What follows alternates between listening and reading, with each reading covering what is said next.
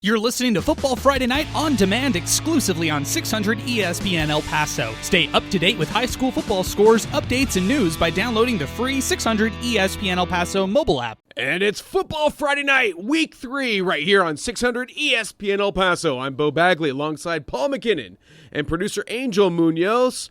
It's our 915 Tours Game of the Week, living up to the billing at the moment. Currently, Eastwood leads Pebble Hills 49-35. Now, Eastwood had an interception return for a touchdown. Pebble Hills returned the ensuing kickoff back for a touchdown. This game still in the third quarter. Paul, this is a we'll get out to Steve Escajeda in just a moment, but this is a banger of a game of the week. This is one exciting game back and forth. Yeah, a wild one, and as these games always seem to, Cam Mason, the interception return for Eastwood, and you're like, finally, looks like the troop had put these guys away, and then a kickoff return later. Pebble Hills right in it. Like you said, a lot of time left, only down 2 scores, and the pressure after the kickoff return, of course, reverts back to Eastwood. Your offense needs to be as perfect as it's been all night long. Now, with a little bit of pressure.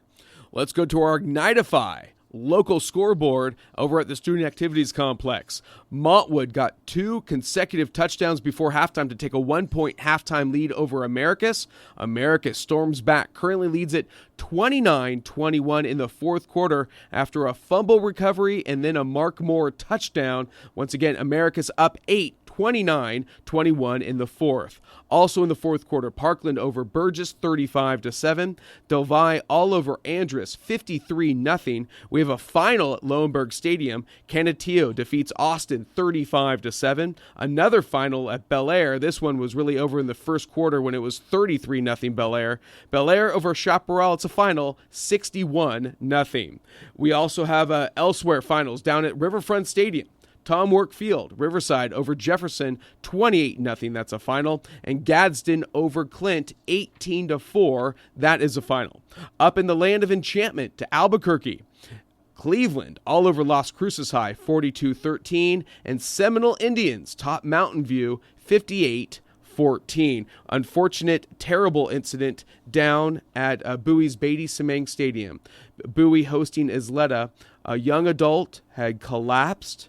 Ambulance had come out, and that adult was rushed to the hospital. The game has been stopped.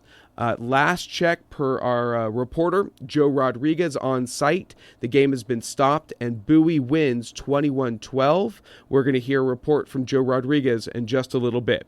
But first, let's go back to our game of the week. Our 915 Tours game of the week. Join Steve Escajeda from Trooper Stadium and get an update on Eastwood and Pebble Hills. Steve. Thanks a lot, guys. We're just going to the end of the third quarter, and you're right. Eastwood up on Pebble Hills 49-35, a crazy ball game. We said in the early going this is going to be a battle of offense against defense. Well, I'll tell you what, there has been no defense on either side tonight. Eastwood so far 477 total yards, Pebble Hills 318. We said it'd be a battle of quarterbacks, and boy, it sure has been. Evan Manhattan for Eastwood so far 8 out of 13 in the ball game for 197 yards and 3 touchdown passes.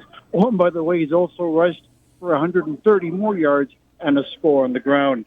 For Pebble Hills, Gail Ochoa, he's 15 out of 20, 212 yards. He has 2 touchdown passes and 1 pick, and he's also rushed for 53 yards and another touchdown. Other guys that had great ball games tonight for Pebble Hills. Receiver Marcus Torres, 7 catches, 107 yards, and a touchdown. For Eastwood, Max Mancia, 18 carries, 135 yards rushing, and a couple of touchdowns. And also on the receiving end, Rudy Garcia, 4 catches so far, 101 yards, and a touchdown. We've been going back and forth all night, and just like Paul said earlier, just like when Eastwood looked like they were going to put it away, up by triple scores, then all of a sudden Omarion Wallace just returns that ensuing kickoff 82 yards to get Pebble Hills within 2 touchdowns. Right now, Eastwood has the ball on the Pebble Hills, I think it's about the 10-yard line, and in fact, they're going to hand it up to Mancia right up the middle, maybe for a gain of 1 or 2 down to the 8. And again, Eastwood trying to pad that lead. We've got 11:50 and counting here in the fourth quarter. We're looking at let's say it'll be a third down and about 8 yards to go from about the 10-yard line. So we'll keep you posted. Plenty of time still left to go. A whole quarter left. We could have tons of scores by then. 11:30 and counting in the ball game. You're up the east side of El Paso. It's Eastwood 49, Pebble Hills 35. Steve, thank you very much. Steve Escajeda on the call from Trooper Stadium. 49-35, Eastwood leading Pebble Hills in our 915 Tours Game of the Week. 915 Tours, a division of Classic Elegance Coaches, is providing the best travel packages from El Paso to Dallas for Cowboy home games. Packages include round-trip travel, hotel stay at the Dallas Omni, an ultimate fan experience tailgate, a meet and greet with a player, and, of course, your ticket to watch the Cowboys. Follow on Facebook or Instagram to learn more at 915 Tours. Let's go now to our Ignitify local scoreboard. More scores from around El Paso. The El Paso High Tigers lead San Elizario 37-0, that game in the fourth quarter. Another game down at Irvin Memorial Stadium. Hanks Knights all over Irvin right now, 49-10 in the fourth quarter. And at last check, Cathedral and Fabens still tied at 7 in the second half.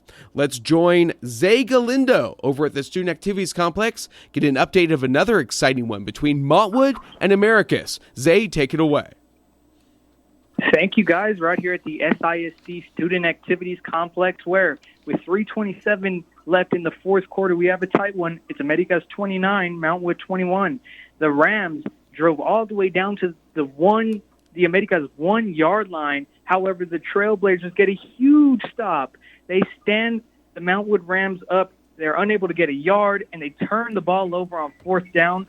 Americas now has the ball. It's third and about 5 at their own 7-yard line. So a very close one.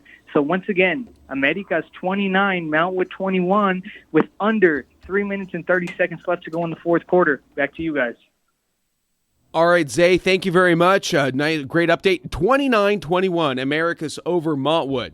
Hey, let's get out to Parkland and hosting Burgess and David Guest. This one just went final. David, what do you got for us? Yeah, guys, just went final here at Matador Stadium, and those Parkland Matadors keep this 2023 undefeated season rolling, improving to 3-0.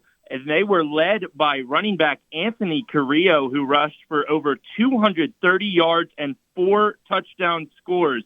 So deja vu almost of last year. Last year, Parkland was victorious 27-7 and had 245 rushing yards from since graduated running back Isaiah Beasley, the number 2 running back in the city last year behind only L.J. Martin. So again, over 230 rushing yards for Anthony Carrillo tonight and those 4 touchdown scores. Over 130 yards passing and 46 on the ground for Parkland quarterback Eric Ortiz. 8 catches, 65 yards for Parkland Matadors wide receiver Fabian Cervantes. And they held Burgess to just over 150 total offensive yards and had 4 sacks. So all Parkland tonight. Again, improving to 3-0 with a 35-7 win over Burgess. Burgess falling to 0-3. Very much. Great job. David, thank you very much. Great job out there. Parkland improving to 3-0. Once again, 35-7 over the winless Burgess Mustangs. David, we'll see you over at our post-game hotspot, Boston's Pizza. It's your go-to sports watching destination all season long. Stop by Boston's Pizza for football on Saturdays and Sundays, along with UFC pay-per-view fights, all without having to ever pay a cover. They got college football, NFL, they got everything you'd ever want. Family-friendly spot located just behind Top Golf. Learn more on social media by following Boston Pizza El Paso. Let's head out to JD Sursley, get an update from Delvi and Andrus. JD, take it away.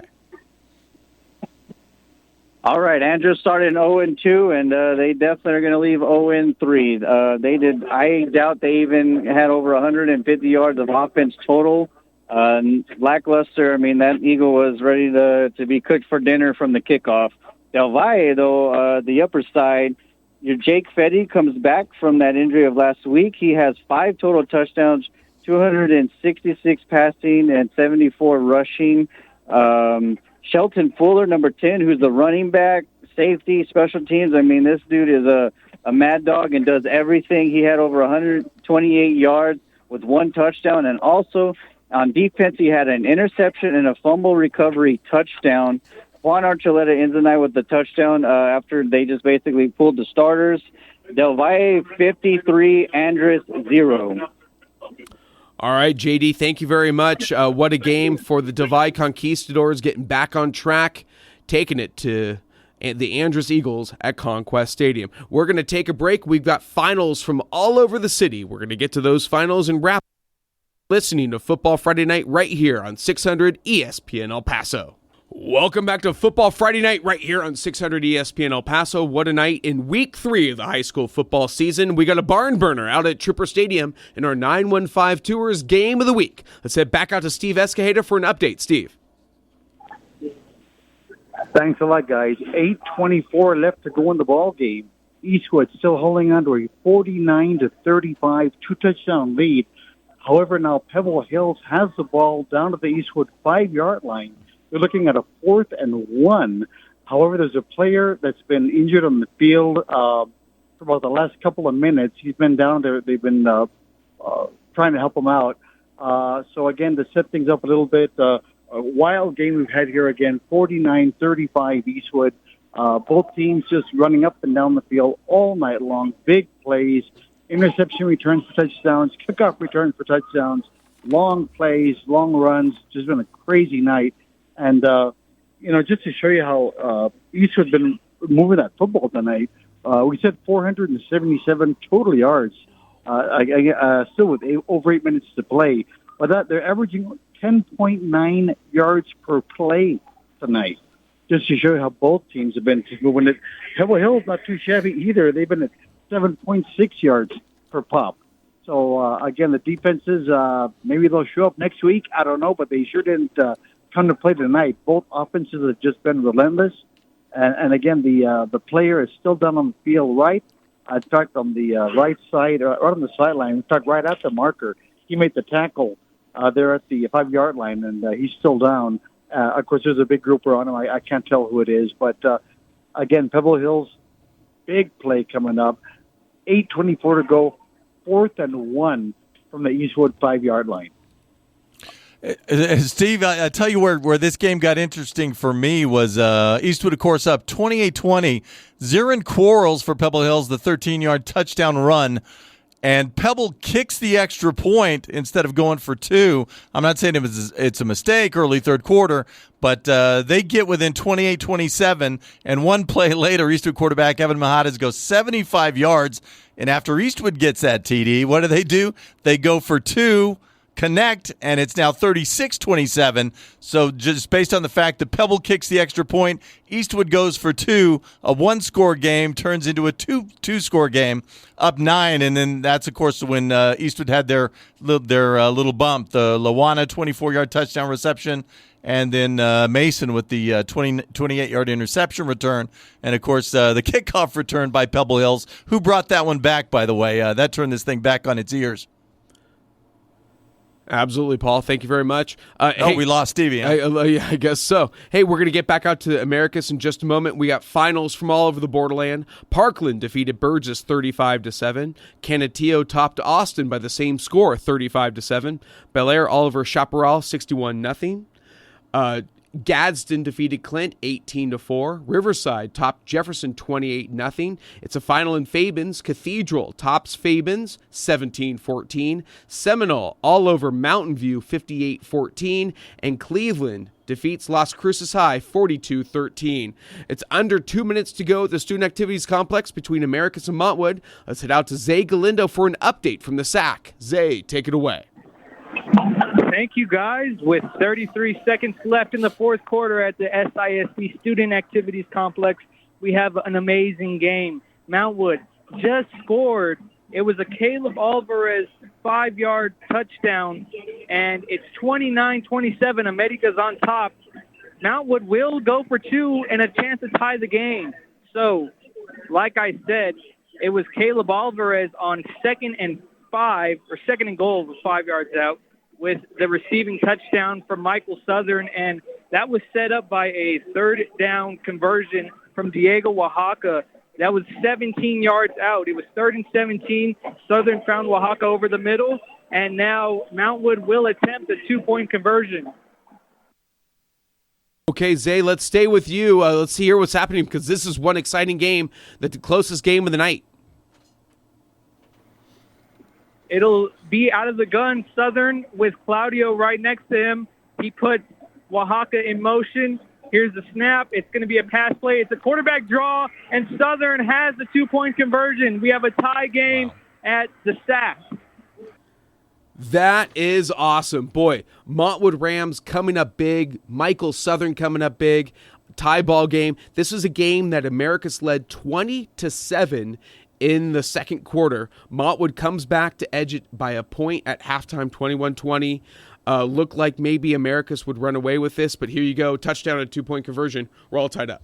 And we talked about this in the pregame. This is a game that if you want to be in the playoffs this year, each of these two teams, you need to win this game, and that's exactly how the both of them are playing it. You know, down a couple of scores, Montwood didn't give up, and a great call. Spread the field, run the quarterback draw with Michael Southern, who's not necessarily a guy you're worried about running the football, but he sure was dangerous enough right there. This thing's tied. Absolutely. We got some live action at our 915 Tours Game of the Week. Let's head back out to Trooper Stadium and join Steve Escajeda. Steve. Thank you a lot. Well, like we said, guys, 8:24 to go into the ball game. There's still a delay. The player is still down on the field right at the 5-yard line. The ambulance, we do see coming onto the field to escort the young man off. We're not going to speculate at all as to what has happened, but there's a group around him, of course, trainers and everyone out there helping him out. And yeah, in fact, the EMS guys, looks like they're coming out here with a stretcher to see what is wrong. Again, to recap, 8:25 to go in this ball game. Exciting ball game so far, but again, a little bit of a damper to this one here with 8:24 to go. Eastwood out in front of Pebble Hills, 49-35. Lots of scoring in this one. I'll just go ahead and give you the leading stat guys for both teams. Pebble Hills, their quarterback, Gail Ochoa, 18 out of 24 on the night, 246 yards passing, 2 touchdowns, 1 pick. He's also run for 64 yards and another touchdown. Also having a big game, Zarian Quarles, 9 carries, 61 yards, and a touchdown for the Spartans. And Marcus Torres, 9 catches, 132 yards, and a touchdown. For the Troopers, they're led on the ground by Max Mancia, 18 carries, 135 yards, and 2 touchdowns. Quarterback Evan Mijares, typical Mijares game, 8 out of 14 through the air, 197 yards, 3 touchdown passes. He's also rushed 10 carries, 130 yards, and a touchdown. And on the receiving end, Rudy Garcia, the only receiver with over 1 catch for the Troopers. He has 4 catches for 101 yards and a touchdown. We've also had a kickoff return by Omarion Wallace of 82 yards for Pebble Hills. We had an interception return of 28 yards by Eastwood's Cameron Mason. So, again, all kinds of scoring in all kinds of ways. Again, there's still a delay. The player is still down on the 5-yard line. We're still waiting to see what happens there. I'll send it back to you guys. 8:24 to go in this fourth quarter. Eastwood still on top of Pebble Hills, 49-35. All right, Steve, thank you very much. 49-35, Eastwood over Pebble Hills in our 915 Tours Game of the Week. That game in the fourth quarter. We do have a final from Irvin Memorial Stadium. The Hanks Knights top Irvin 56-13. Hanks improves to 3-0. And once again, we do have a final from Beatty Semeng Stadium. The Bowie Bears, it is official, defeat Isleta 21-12. Joe Rodriguez was here. He now joins us in studio for an update. A very emotional night at Beatty Semeng Stadium as Bowie is hosting Isleta. Joe.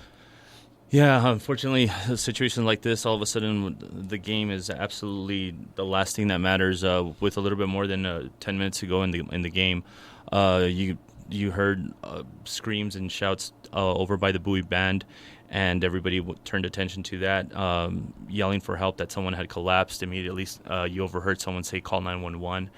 And almost immediately, they reacted. There was people there that had the good presence of mind to apparently start doing CPR on what has now been confirmed to be a student of a member of the Bowie Band. And they started doing CPR, and EMS arrived minutes thereafter. Immediately did their job, went about applying a defibrillator, and minutes later they transferred this individual over to on the gurney, and they wheeled him out as they were doing CPR on him. So it was definitely some sights that you do not want to see, and a lot of people were visibly shaken, including myself. I think I still am. With what happened, and apparently the patient is now over at Thomason, and the best to him and their family.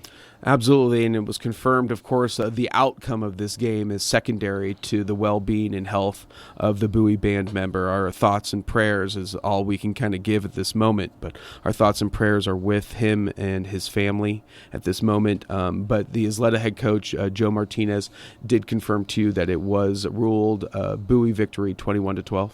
Yeah, he did. I gave him a minute.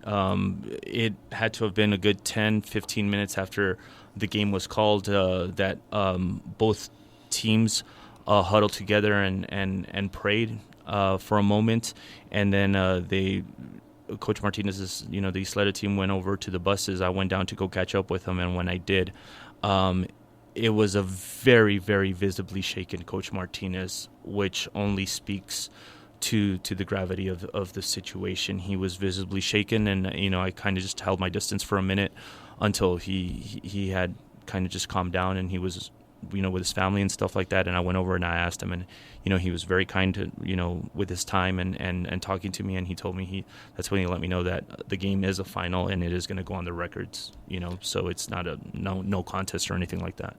Well, Joe, thank you so much for coming back to the studio, giving us that update. Of course, all of us here at 600 ESPN El Paso, all of us are praying hard for that Bowie Band member over at Beatty Semang Stadium, now at UMC Hospital. We certainly wish you the best. We feel right now it's a good time to take a break. You're listening to Football Friday Night right here on 600 ESPN El Paso. Welcome back to Week 3 of Football Friday Night right here on 600 ESPN El Paso, to our local scoreboard brought to you by Ignitify. Once again, we have some finals from all over the borderland. Hanks tops Irvin 56-13. Cathedral gets their first win of the year, beating undefeated Fabens 17-14. Seminole tops Mountain View 58-14.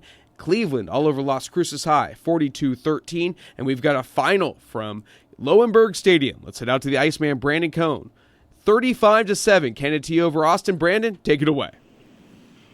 Yeah, thank you very much, Bo. It is a final from Lowenberg Stadium as Canutillo wins this one 35-7 over Austin. They move to 2-1 on the season, and they will next face Del Valle on the 15th of September. For their stats, their quarterback Jeremiah Knox, not really much rather, 3 of 7, 51 yards. Their other quarterback, Matthew Agasca, came in briefly, had a touchdown pass. Running back Ruben Huerta had a touchdown, and also Pablo Pellegrino, 2 receptions, 57 yards, a touchdown.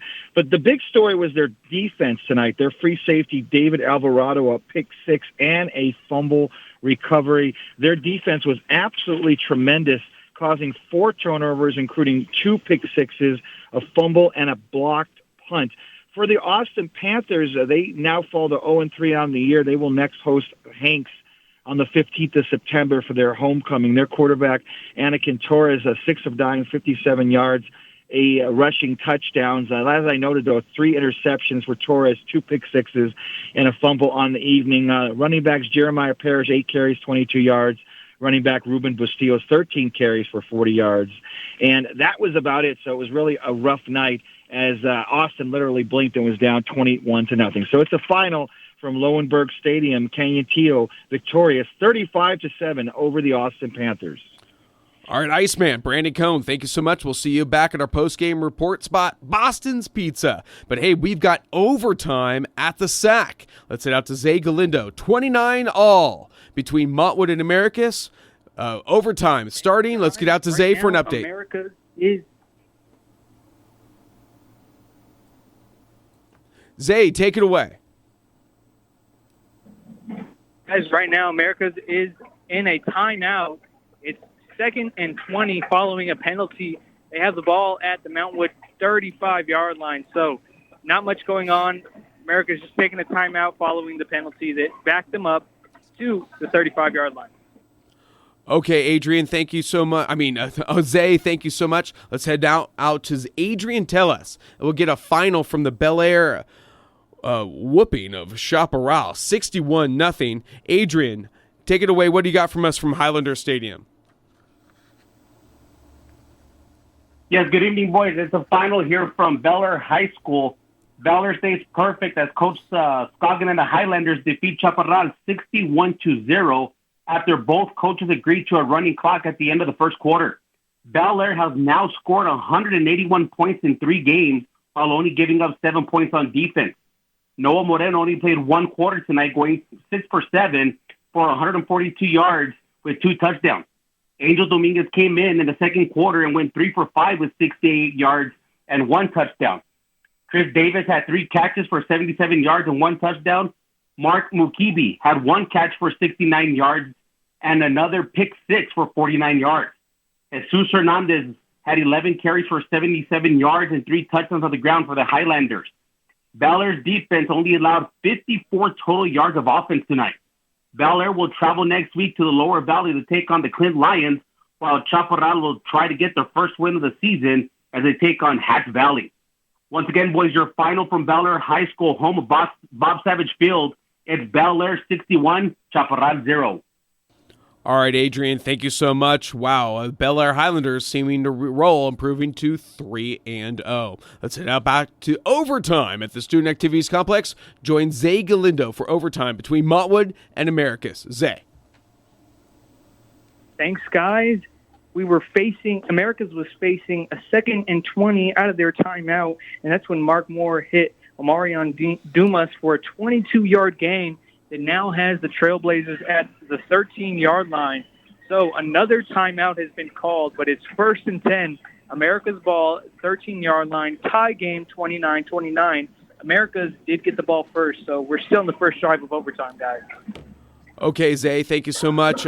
Paul, bring in here your thoughts. Montwood, Americus here, slugfest, as you were just saying, likely for the 4th and final playoff spot in 6A. And I'm telling you, 6A is really delivering for us tonight. A terrific overtime game out at the SAC, and that Eastwood Pebble Hills game getting closer all the time. 1st and goal now. Pebble inside the 5-yard line as they look to get back within a score of Eastwood. 6A football, you got to love it, man. It's great for us. Absolutely, Zay. Stay on the line. We're going to go back out to Steve Escajeda at our 915 Tours Game of the Week, but then, Zay, we're going to get right back to you. Steve, what do you got for us over at Trooper Stadium?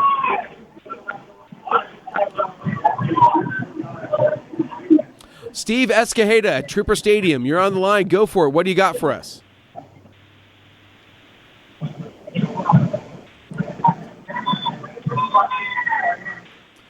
Okay, then let's head back out to the Student Activities Complex. We'll get Steve situated in just a moment. Let's head back out to overtime at the Student Activities Complex and join Zay Galindo.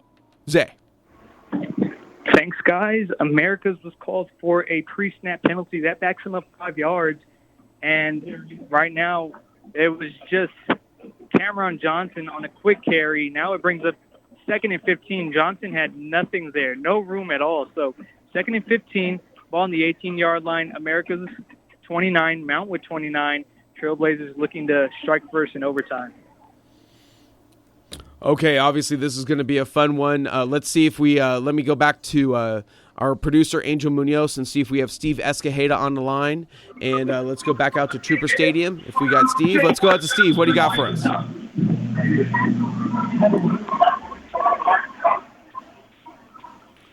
Steve Escajeda, are you there for an update on our 915 Tours Game of the Week? Somebody's sending me text from out there, so if it's not Steve, I don't know who it is. Okay, we're going to hang up. We're going to give Steve another call back. Let's go back out to the Student Activities Complex. Join Zay Galindo for an update. Once again, remember, overtime between Montwood and Americus tied at 29. Zay Galindo, take it away. Thanks, guys. It was a Mark Moore 1-yard rush that now brings up a 3rd and 15. Empty set for Moore. He sets up, scrambles out. It's a pass play, looking to make something happen. He's just going to have to throw it away, which will bring up a 4th and 14. Good stop from the Mount Wood defense, and America's looks like they're going to bring out the field goal crew. Okay, great. Zay, let's keep you online here as it looks like America is setting up for a field goal. Paul, what do you got an update? Yeah, this update. Steve can't talk to us, but he sure can text. Pebble Hills punches it in. Guile Ochoa, that quarterback, 1-yard TD run. 49-42, Pebble Hills within 7. Still 5:56 left in that contest. An eternity, especially for a team that had a 3-score lead heading into the fourth quarter like the Troopers did and are oh so hungry to beat Pebble Hills for the first time in 3 years. That's right, absolutely. For an interception return for a touchdown, put Eastwood up 49-27, but it's now 49-42 with just a little under 6 minutes to go in that one. Let's head back out to Zay Galindo as America setting up for a field goal in overtime. Zay. Guys, we just had a blocked field goal from 33 yards out. Mount Wood is able to time the snap and block the field goal. It was a good snap, good hold, good everything, but a great play from Mount Wood special teams, who now will take over with a chance to win it. Zay, wow. Zay, blocked field goal. Here comes up Montwood special teams coming up big when they need it the most. And all you need going the other direction now is a field goal of your own. I assume that was first possession, first half, and now it's Montwood's turn. Now it's Montwood's turn, absolutely. Zay, we're going to get back out to you in a moment. We've got live action from Steve Escajeda as Pebble Hills just put another touchdown on the board. It's now 49-42, a little under 6 minutes to go. Steve, how did it go, and what's the atmosphere out there like? Well, again, we're at the 4:21 and counting mark. Pebble Hills scoring on a quarterback, Gail Ochoa, 1-yard run. Again, to cut this to a 1-touchdown game. Right now, Eastwood has the ball, 1st and 10 at their own 42-yard line. Again, they want to go ahead and keep this ball, either score or try to run up the clock. Right now, quarterback Aaron Mijares, a big one up the middle, down to the 45-yard line of Pebble Hills. 13-yard gain, 1st down for the Troopers there. And we're under the 3-minute mark, and again, that Pebble Hills defense is going to have to come up big. And so far, they've not been able to. 1st and 10 Eastwood on the Pebble Hills 45-yard line. 3:45, 3:44 ticking. Again, the Troopers up 49-42. Seemingly, I thought they had this game pretty much wrapped up, but Pebble Hills fighting back. Again, never giving up. These two teams are giving it everything they had tonight, especially on offense. All right, Steve. Thank you. All right, Steve. Thank you so much. We're going to head back out as Montwood takes over now after a blocked field goal in overtime at the Student Activities Complex. Still tied at 29. Montwood ball. They counter. If they score, they win. Let's head out to Zay Galindo for an update for the Student Activities Complex. Well, guys, it was a couple of empty plays, a 7-yard run, but nothing after that. Mountwood attempting a game-winning field goal, and it's blocked again. Americas recovers, and this game will continue. Americas gets the stop and the block, so back-to-back blocked field goals at the stack, and it's still 29-29 in overtime. And Bo, so the only difference now is I believe Americas went first in overtime the last time. Now they will force Montwood or require Montwood to go first. So now Americas will know you only kicked a field goal or you scored a touchdown. We got to have a touchdown. And nobody's required to go for 2 points yet, assuming they score a touchdown. That comes in the third overtime, assuming we get one or not. Steve Escajeda, a 7-point game. He could be heading down this road as well out at Eastwood Trooper Stadium. Here we go, double overtime at the Student Activities Complex. A blocked field goal by Americus, then a blocked field goal by Montwood, and here we go. Double overtime. Montwood should be taking over. Zay, we're going to get back out to you in just a moment. Let's go back out to our 915 Tours Game of the Week and join Steve Escajeda. Eastwood hosting Pebble Hills, another nail-biter at Trooper Stadium. Steve, what do you got for us? We've got 2:35 to go in the ball game. There's a timeout on the field. Eastwood, again, up by a touchdown, 49-42. They're looking at a 3rd and 3 from the Pebble Hills 38-yard line. Again, Eastwood trying to run out this clock. Pebble Hills are trying to get that ball back.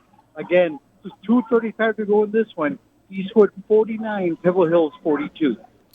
And Bo, double bet that they put the ball in the hands of Mijares, spread the field, and I think they want him looking for a seam and trying to pick up that what would be a huge first down at this juncture.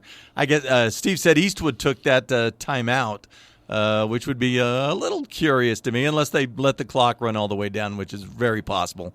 Took it with 1 on the clock, and now they're maybe going to their best play. And the big question is, 3rd down, 3 yards. Is this 2-down territory at the Pebble Hills 38-yard line? Or with that 7-point lead, if it's 4th and 1 or something at that juncture, do you just punt it away and hope your defense is able to hold the way these teams go after everything? I would think 2-down territory. Absolutely. We'll head back out to Steve Escajeda at our game 915 Tours Game of the Week. Pebble Hills at Eastwood. Let's head back out to double overtime and join Zay Galindo, our producer, Angel Munoz, getting his money's worth tonight, punching the buttons. Let's go back out to Zay Galindo from what we believe is Montwood should be taking over in their first possession of the second overtime. Is that correct, Zay? Yes, it is, and it was Michael Southern targeting Diego Oaxaca in the end zone. He had his hands on it. It was a post, but he was and so it'll bring up 2nd and 10 at the 25-yard line for Mountwood. All right, Zay, Montwood driving here, looking like a great shot there. Michael Southern got a touchdown and a 2-point conversion to tie this game, to send it to overtime. Playing pretty well in this one, but of course this is when it matters in double overtime. The near missed Oaxaca, 95 catches last year in regulation, so that's a good place to go. Okay, Zay, take it away. What do you got for us? Isaiah Claudio just ran for an 8-yard gain on 2nd and 10. It'll bring up 3rd and 2 at the 17-yard line. Southern out of the gun. He'll hand it off to Claudio, and he was stopped short. So it'll bring up a 4th and about 1 yard, and an interesting decision from the Mountwood Rams coming up right now.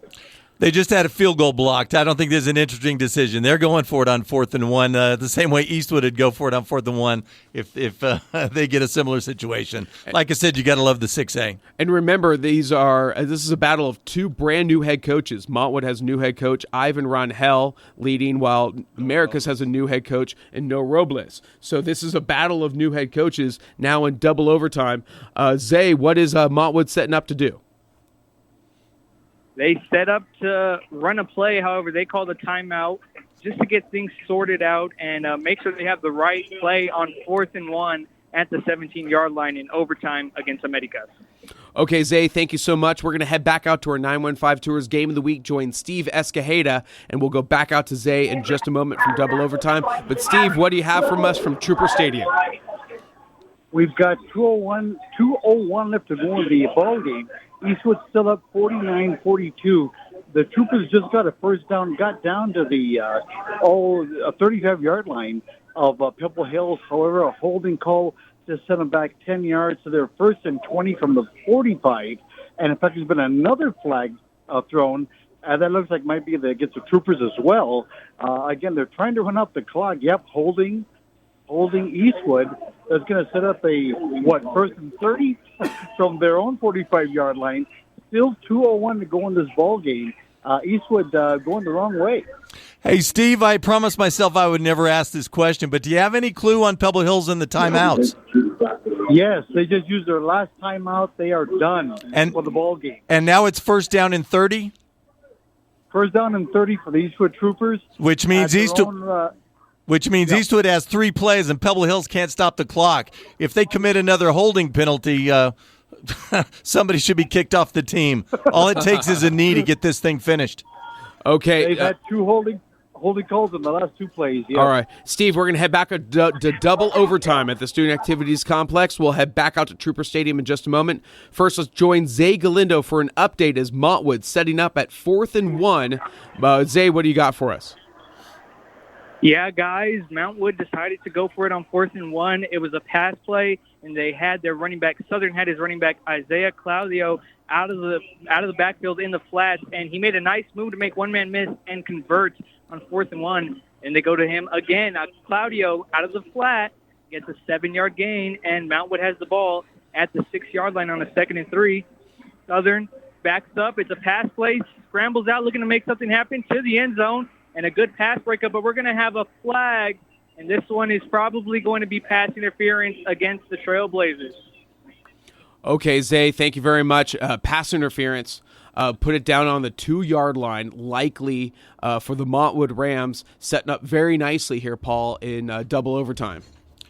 And now you have the big back Claudio. Again, this is something we talked about in the pregame. I love the Montwood passing game. It looks like they're trying to be more balanced this year. And one of the things they do is take that big back Claudio and pound him at you. I think he carried 25 times for maybe 120 yards. But the reason you do that is for junctures like this one late in the game when you can wear that defense down a little bit. First and goal from the 2, and you got Claudio in the backfield. These guys have got to find a way to punch the football into the end zone and get this touchdown. Very much so. Let's go back to Zay Galindo for an update. Double overtime, tied at 29. Montwood with the ball. Zay.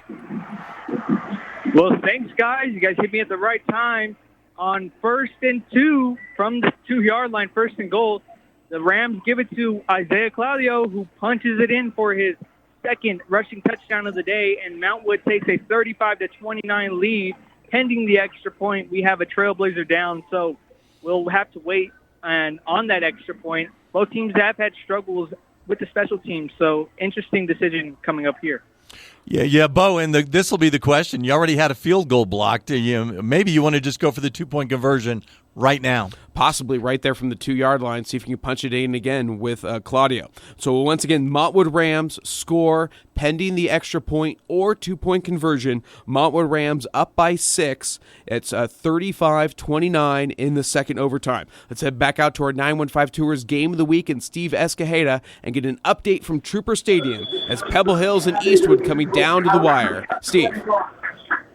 We've got 26 seconds left to go. Eastwood just called their second timeout, and that's going to be it. All they got to do is take one more knee, and this game is over. Eastwood is going to hold on to knock off Pebble Hills 49-42 in a typical Eastwood-type ball game.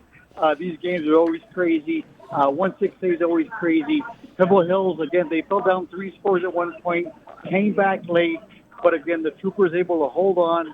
And again, 26 seconds left to go. All they got to do is take a knee, and it's over. We'll come back after with some final stats after that great overtime game going on over there.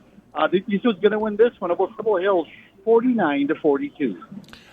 And Bo, the thing I take out of this is the direction that Eastwood has gone over the last several years, because the Troopers' wide open offense under Julio Lopez.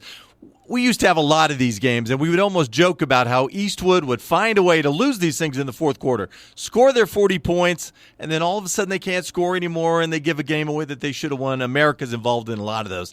That has not been the case over the last several years. This is a team that knows how to finish. I got this one wrong coming into the night. You got this one right. You had Eastwood, I had Pebble Hills. But the Troopers at home, they're going to win their 10th straight game at Eastwood Trooper Stadium. And they were cool and calm in the clutch, and all credit to Evan Minhadis, Max Mancia, and I think most of all their head coach, Julio Lopez, that's really put a program together going in the right direction. And they've advanced in the playoffs a couple years, maybe some of that playoff experience really showing in this big game here as Eastwood knocks off Pebble Hills. Let's go back out to double overtime. Joy Zane Galindo, the big question, will Montwood kick the PAT or go for 2 after scoring in double overtime? Zay, what do you got for us? Yeah, guys, Montwood elected to go for the 2-point conversion. It was a pass. Southern had to scramble out. He was pressured, and he threw it into the end zone, and it was knocked away by an America's defensive back. So an America's touchdown would win it. It's 35-29, second and about 7 for Mark Moore and the Trailblazers. Okay, Americas has the ball. 2-point conversion, not good for the Montwood Rams. So Montwood leads at 35-29. Second overtime, Americas, if they get a touchdown and an extra point, they win this game. Let's go back out to Zay. Yeah, guys, it was just a jet sweep to Anthony Miranda. They've ran that play a couple of times. They get about 5 yards, and it brings it up third and about 1, maybe a long 3rd and 1. And Mark Moore snaps it, gives it to Cameron Johnson, who gets the first down just barely, but he does. They ran it right up the middle, and Americas moves the chains, and they have a nice little drive in overtime, looking to take this one. Okay, Zay, where do the Trailblazers have the ball? What yard line? Right now, the ball is at the 14, 1st and 10, so they still have another opportunity to get a first down if they have to, and they put a man in motion. Now it'll be a run to Johnson, and we're going to have a pre-snap penalty, and it looks like it's going to be against the Trailblazers. Okay, so it looks like it's going to come back 5 yards from the 19-yard line, 1st and 10 right now. Marcus, this is where you got to run your big guys, right? Right, Paul? And number one, it goes back to Montwood going for 2. I mean, that's a gamble that would make Chuck Felice proud from back in the day. But, you know what? We just failed on that extra point, so now we got a chance to actually lose this thing. The thing that I find interesting about America is seeing them last week against Odessa. 4th quarter, similar. Cameron Johnson, just a sophomore, but they really like to get him the football late. They did last week, and it sounds like they are again here in the pinch. They have a few weapons they can go to, but it's the sophomore that they're looking to. I mean, I think that shows you really what they think about this kid. Absolutely. Let's head back out to Zay for an update on double overtime. America's driving for the win. Zay. Yeah, guys, Mark Moore on 1st and 15 scrambled out for a gain of about 4 to get around to where the original line of scrimmage was, and we're going to have a timeout. A Mountwood player is down, so a timeout for both teams as the staff tends to that player. Okay, Zay, thank you very much. Once again, let's set the table for you.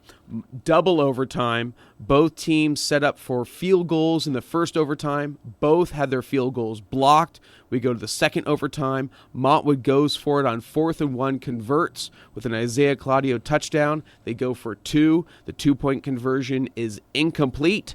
So currently, Montwood leads Americus 35-29 in double overtime. Americus driving. They get a touchdown and possibly an extra point, and they win this game. 1st and goal from the 4, sounds like. And as we talked about Claudio being the power running attack for the Montwood side of the football, the power runner for Americas is their quarterback, Mark Moore, the senior 3-year starter. In fact, that was their offense, the staple of their offense last year. More grinding between the tackles, and I think we'll probably see maybe three or 4 shots. Well, definitely 4. There's no field goals here. They're going for the TD. Absolutely. Let's go back out to Zay for an update as America's driving for the double OT win. Zay.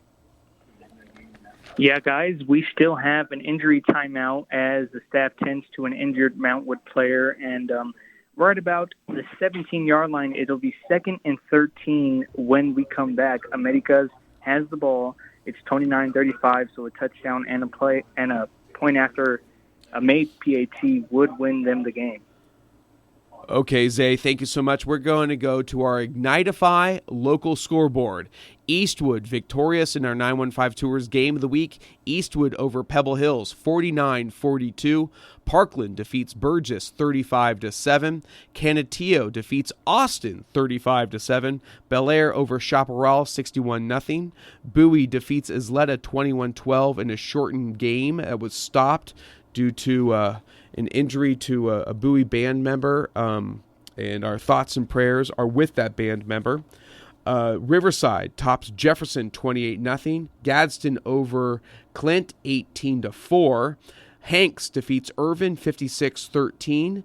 El Paso High tops Sanelli 37-0. Cathedral defeats Fabin 17-14. Mountain View falls to Seminole 58-14. Las Cruces falls to Cleveland 42-13, and Cobre defeats Santa Teresa 34-12. And I think, Paul, you have an update from Devi? Yeah, that last score we had is a final 53-0, and I believe J.D. Sursley reported that in his rap, or his truncated rap. Okay, 53-0, Devi defeated Andrews, 53-0. Let's head back out to Zay for double overtime between Montwood and Americas. Zay.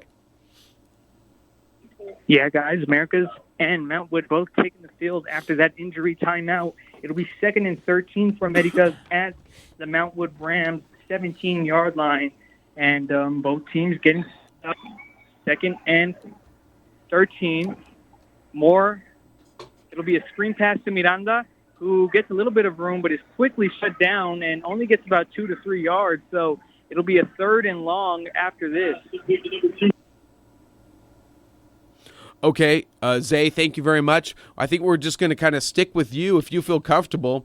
Let's stick with you over the Student Activities Complex. We have double overtime. Montwood leading Americus 35-29. Americus driving for the win. Let's go back out to Zay Galindo at the Student Activities Complex. Yeah, guys. It was an Anthony Miranda screen pass. However, that one's called back due to a holding. So now it'll be 2nd and 23, it looks like. So Americas is backed up all the way to around the Mountwood 28-yard line. They're going to have to pull some creative plays out of the bag to keep themselves alive in this one. 2nd and 23. Mark Moore out of the gun with Cameron Johnson right next to him. Here's the snap. He'll roll out to the left, sets up, throws. He has his man, and it's a big-time gain. It's to what looks like Amarian Dumas down to the 10-yard line. So around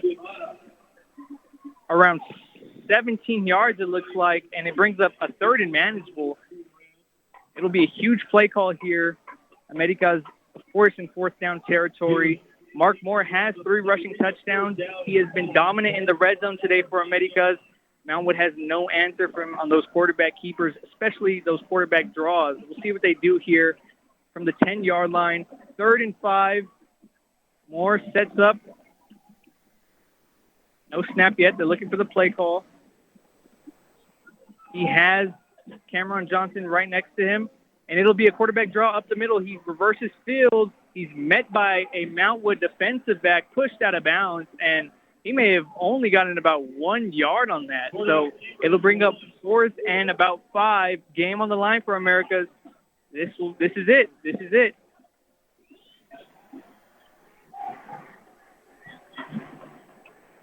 And it looks like there may have been no flag, just substitutions being made. And Americas, no timeouts left, so it's going to be here or nothing. Mountwood does have a timeout if they want to take it here. It doesn't look like they will, though. So game on the line, 4th and 5 from about the 8-yard line. Moore to the left, to the right. He hits his man in the end zone. It's caught. Mark Moore hits what looks like, I can't see the number from here. We'll get that to you guys soon, but an 8-yard touchdown play from Mark Moore, who rolled out to the right.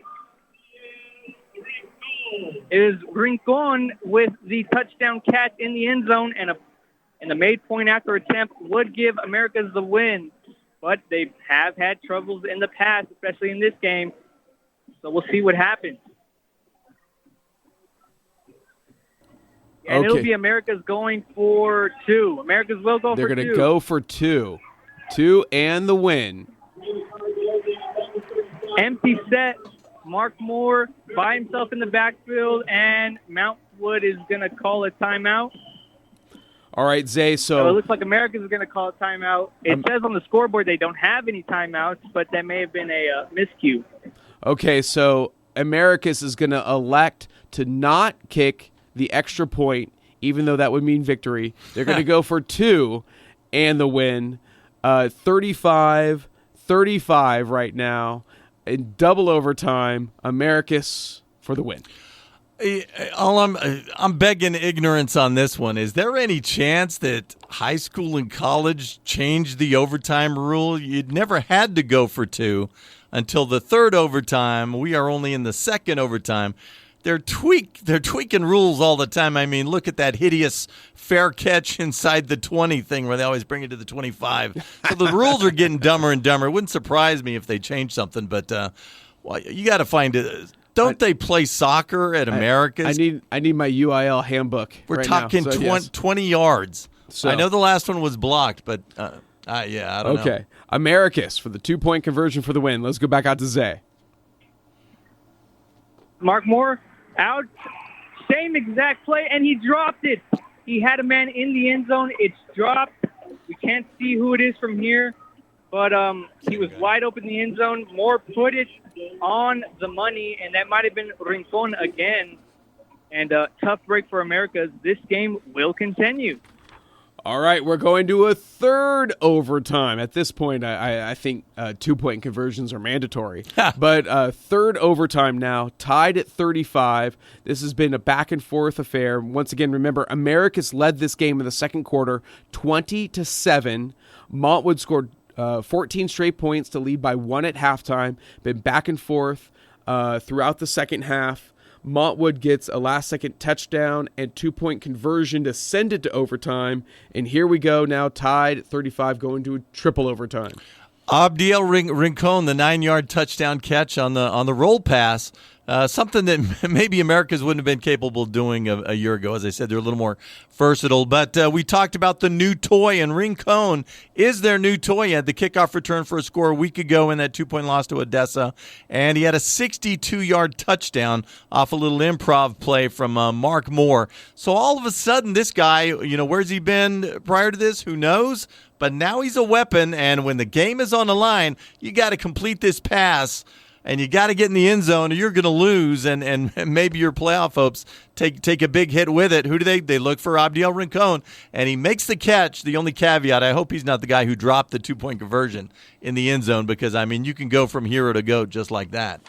And once again, we want to remind you, this game in triple overtime, if you're just joining us, Montwood and Americus tied at 35 and going into their third overtime. In our 915 Tours Game of the Week, Pebble Hills and Eastwood, the Troopers, defeat the Spartans 49-42. We'll have a wrap-up from Steve Escajeda in just a little bit. Let's head back out to Zay Galindo for an update as they're heading to triple overtime between Montwood and Americus. Zay. Thank you, guys. And it's only 2-point conversions from here on. And Americas got the first 2-point conversion. It was a handoff up the middle, and it was denied. Montwood with the next 2-point conversion.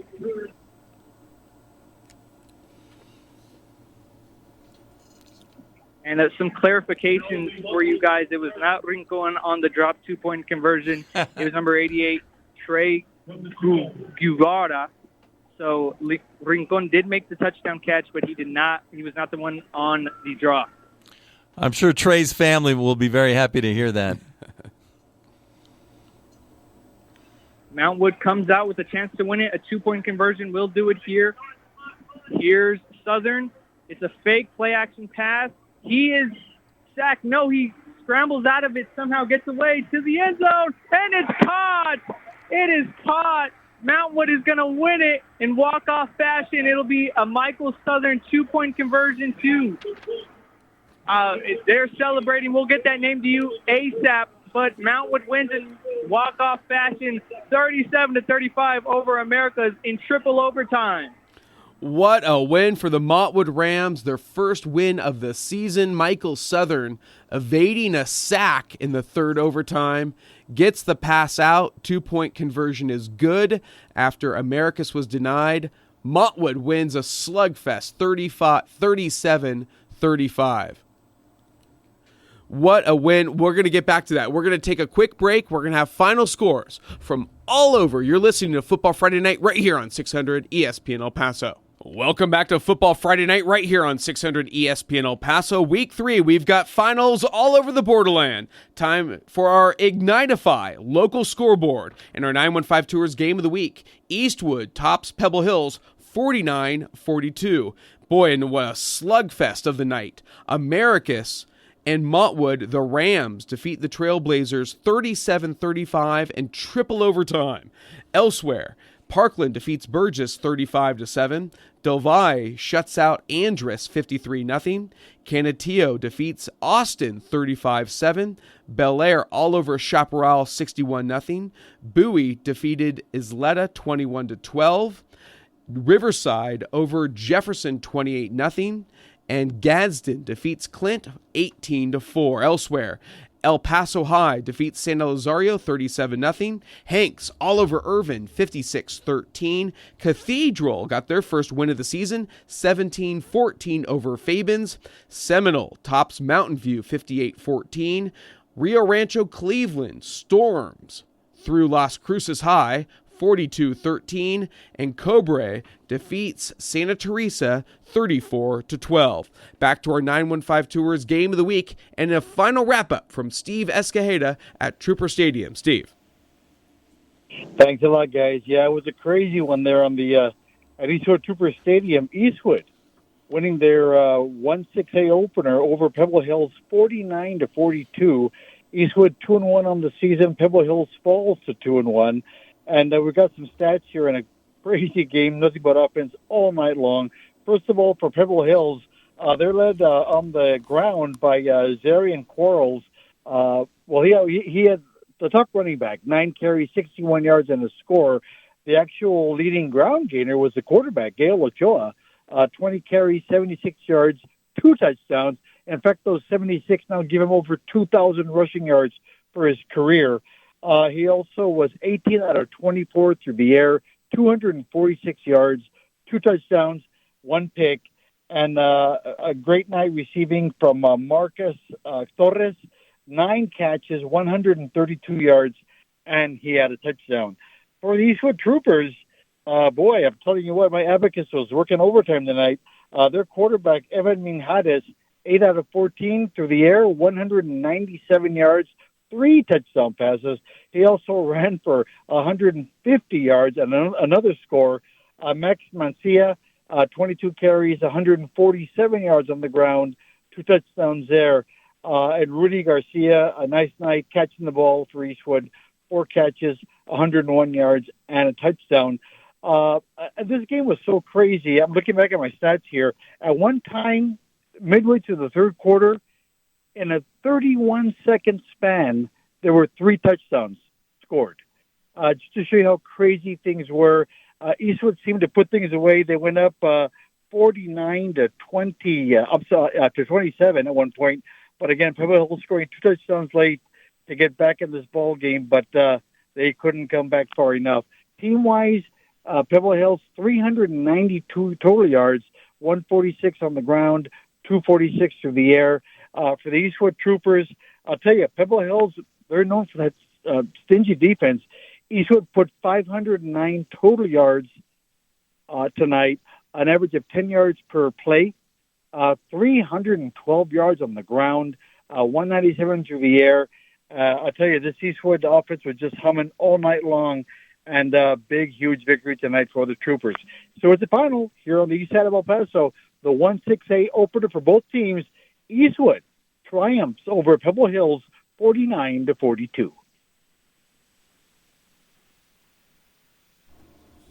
All right, Steve, thank you very much. Great job out there. What a game for the Eastwood Troopers, 49-42 over the defending district champs, Pebble Hill Spartans. Let's head out to J.D. Sursley Conquest Stadium, Del Valle. Big win over the Andrus Eagles. J.D. Yes, Andrus could not do anything right tonight. Like I said earlier, I don't believe they made over 150 total yards. Vincent Gonzalez tried all he can, but there's lots of tackle losses and everything. Like they barely, I think maybe 1 to 2 times got over their own 50. Now on the good side, Del Valle, Jake Fetty comes back from being knocked out from last week's game and has a heck of a game. 270 yards passing, 5 touchdowns total with 74 yards rushing. Shelton Fuller, who was the man of the game, MVP in my opinion, 138 yards on the ground, and he also plays defense and special teams. And in defense, Shelton Fuller also had an interception and a fumble recovery touchdown. Juan Archuleta slowly had a grind and pound game up until the very last second, which about 88 yards and 1 touchdown that ended up being the last touchdown. The only thing that Del Valle obviously needs to work on is their special teams. They missed 3 to 4 extra points. And, Del Valle gets the huge win over the helpless Andrus Eagles, 53-0. All right, JD, thank you very much. Andress falls to 0-3, while Del Valle improves to 2-1. Let's head back out to Zay Galindo and get a final wrap-up of this amazing triple overtime game. 37-35, Montwood over Americus in 3 overtimes. Let's go back out to Zay at the Student Activities Complex. Zay. Thank you, guys. And as you guys just said, out here at the SISD Student Activities Complex, we finally have a final in triple overtime. Montwood defeats Americas 37-35, and this game was crazy from the start. You had everything you could think of. You had botched snaps, you had huge goal line stands, you had missed PATs, anything. And like I said, it was crazy from the beginning. Americas jumped out to a 20-7 lead with about 8 minutes and 19 seconds left in the second quarter. That was due mostly in part to 2 quarterback sneaks from America's quarterback, Mark Moore. He was just unstoppable in the red zone today, and he helped his team get out to a 20-7 lead over Montwood. And just when it looked like the Trailblazers were going to run away with this one, it was Montwood quarterback Michael Southern leading a great drive, and he ended that one off with a 21-yard passing touchdown to Caleb Alvarez with about 58 seconds left in the second quarter. And this is where it gets pretty crazy. America's received on the ensuing kickoff. They received the ball. It looked like they might have just taken a knee. However, they decided to run a couple of plays, and that ended up costing them big time. Montwood forced a fumble on a botched handoff attempt, and Antonio Lederos, the outside linebacker for the Rams, he picked it up and he ran 20 yards into the end zone, and Montwood took a 21-20 lead into halftime. Now, coming out of halftime, Montwood had all the momentum. They put together a great drive that got them into Trailblazer territory. However, Anthony Miranda jumped the route and picked off Southern, and he got Americas back the ball. However, this is when both offenses kind of started to get a little stagnant. They traded punts, turnovers, whatever you could think about it, all the way until 11:56 in the fourth quarter, when a 32-yard field goal from Jaden Sayas gave Americas a 23-21 lead. Then you saw a couple more 3-and-outs traded from both teams until Mark Moore took it in himself for his third rushing touchdown, about 5 yards out this time, and Americas looked like they had the game in the bag. They would be a 2-possession game until the point after attempt was blocked. So it stayed 29-21. Americas on top of Montwood with 9:40 left in the fourth quarter. Montwood drove the ball down a couple of times, and this was one of the biggest stops of the game. Americas had Montwood on a 4th and goal at their own 1. Montwood elected to run into Claudio, their running back, and he was stopped. Americas would hold on. They would get a stop on 4th and goal, and they were unable to do anything from it. They was forced to punt, and Michael Southern led a great drive, and he hit Caleb Alvarez for his second touchdown of the game to tie it at 29-all with 27 seconds left in the fourth quarter. We had overtime. That's when a couple of blocked field goals from both teams. That led us to the double overtime when Montwood punched it in from 2 yards out. It was Isaiah Claudio getting his second rushing touchdown of the day. But Montwood went for 2 due to their problems with special teams, and they were unable to convert, so it gave Americas a shot to win it all. However, Americas would get into the end zone on a 5-yard pass from Mark Moore to Adiel Rincon, but they also failed a 2-point conversion, which gave Montwood a shot to win it, and that they did. Aiden Banuelos was the receiver from Michael Southern on a 2-point conversion that gave Montwood the win, 37-35. Montwood with a huge opening district win, and that's it. Final here from the Student Activities Complex. Montwood 37, Americas 35. All right, Zay, great job out there at the Student Activities Complex. What a game for the Montwood Rams over the Americas Trailblazers. Potential playoff eliminator game, and the Montwood Rams come out victorious. And you wonder what this does for a quarterback like Michael Southern. You know, backup, got some snaps last year. Montwood passing game maybe struggled a little bit. But if he wasn't the Montwood quarterback before now, he's got to be the guy, maybe the captain type of that team. And what I find ironic is the Rams have, I would say I've been saying it for a couple of years, the best receiving core in the city of El Paso. You got all these guys running around, the Alvarezes and the Oaxacas, catching balls. And when you get a game winner and maybe your biggest win since, they were in the playoffs in COVID 2020, so maybe the biggest win since then, Aiden Banuelos, you pull a new guy out and you throw the ball to him. Who knows if he's ever caught a ball in his varsity life? If I was guessing, I would say no, but he just caught the biggest ball in, at the very minimum, the 2023 Montwood Rams season. So, you just never know who it's going to be. You never do. Hey, other action. Fort Stockton improves to 3-0, defeating Horizon tonight 34-0 in our Ignitify local scoreboard. Finding a trustworthy person to work on your AC might be difficult. Ignitify is here to help. Don't take it from us. Call them today to set up an appointment. Ignitify is known for maintenance or repairs to your cooling system. Visit ignitifyep.com to get started today. Game that finished a couple hours ago. That would be Riverside over Jefferson. For a quick wrap-up of this one, let's go out to Jerry Alvarez from Riverfront Stadium. Jerry. Yes, Riverside came out victorious in this one, 28-0 over the Jefferson Silver Foxes. The offensive workhorse for Riverside in the first half was Noah Ramirez, senior running back, who had 12 carries for 109 yards and 1 TD. Unfortunately, during halftime, he did sustain an injury during the first half, and I was told he was taken to the hospital. Was not told what the injury was, but he did leave the game. He was not seen in the second half. Taking over at the running back spot was sophomore Toa Samoa Misioka, had 12 carries for 87 yards and 1 TD.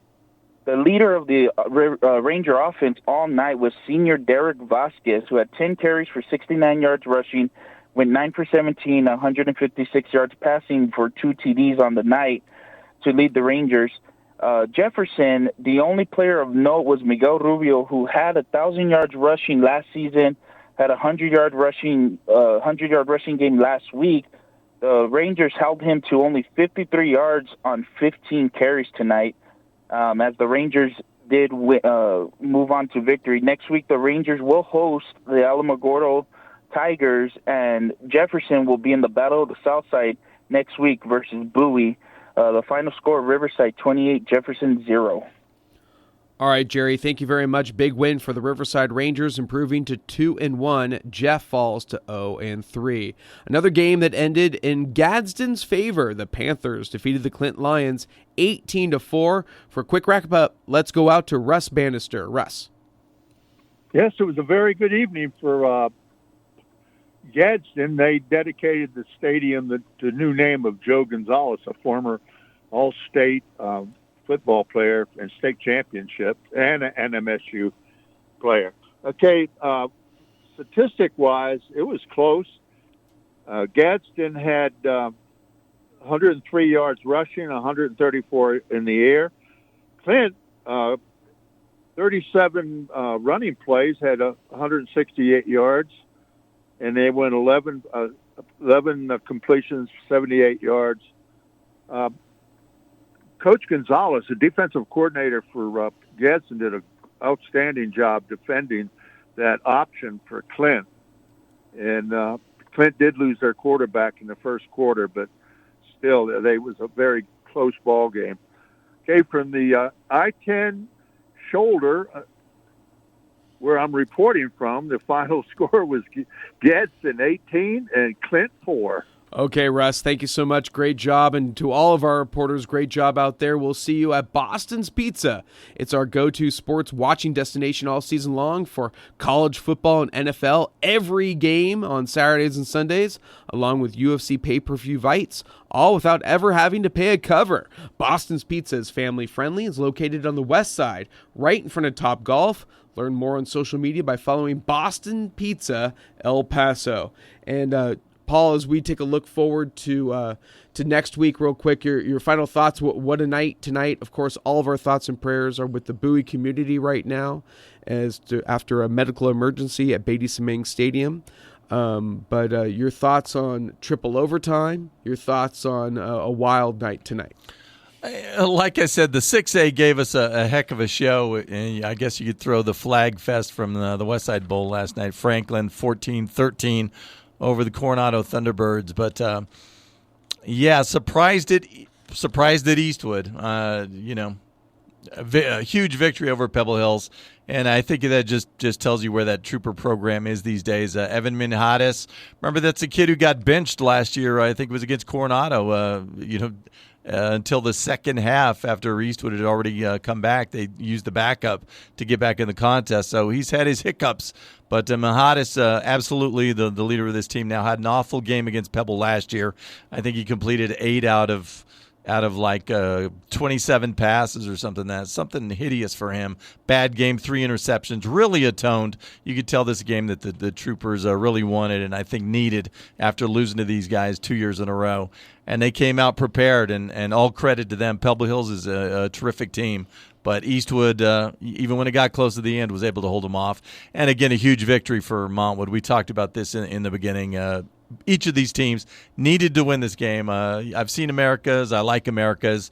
Montwood down a couple of scores, 20-7 at one point. Their stick-to-itiveness, it's not something that I think was around in a 2-8 season last year. I don't know if this turns their season around, but it sure couldn't hurt. Elsewhere, Andrus got swamped by Del Valle. We still worry about the Andrus Eagles.